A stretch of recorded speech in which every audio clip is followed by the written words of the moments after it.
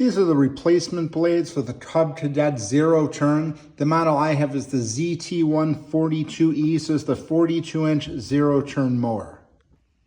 These are the blades installed here. I just lifted the front end of the mower up. I didn't bother removing the deck to install these. They come off very easily. I believe it's just a 5/8 ratchet. Just get them off, get them back on real easy. Just put some good pressure on there and they just line up. You can see here, just like the factory blades, they have the bars here, the reinforcements on both sides that line up. They just match the factory blades. These are a no problem install. I do sharpen the blades between changing them, but I did have to pick up some new ones.